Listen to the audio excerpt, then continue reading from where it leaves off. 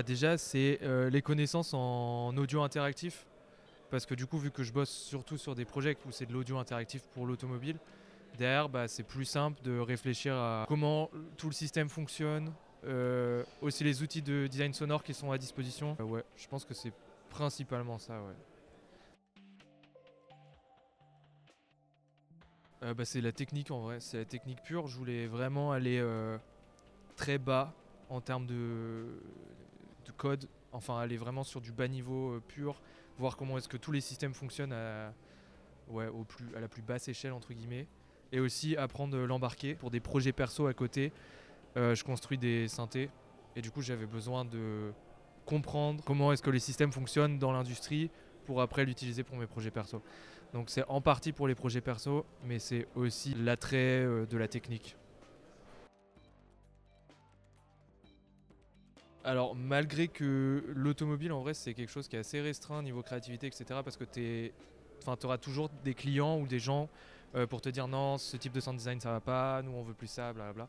Tu as toujours des feedbacks. Mine de rien je suis tombé dans la bonne boîte où on est très peu. On a une hiérarchie qui est hyper plate. Si à un moment quelqu'un veut créer un module dans notre système software, bah, il va le prototyper, le montrer aux autres, montrer ce qu'on pourrait faire avec.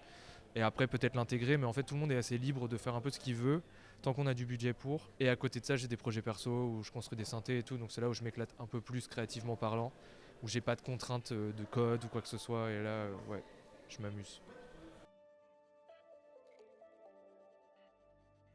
Ouais bah je pense déjà à l'utilisation de l'IA, des processeurs de plus en plus puissants qui permettent d'avoir des systèmes audio de plus en plus complexes. La musique interactive, je pense pas que ça soit un jour sérieusement dans les voitures.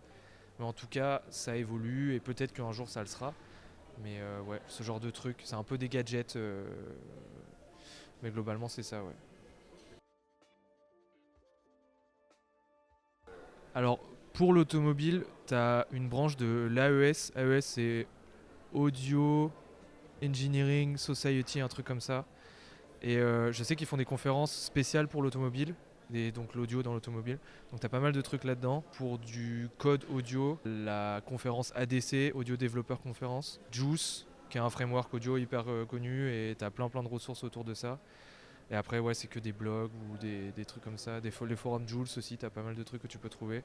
Et des livres. Tu cherches juste audio programming dans une banque de livres et tu vas trouver 2-3 livres qui sont pas trop mal.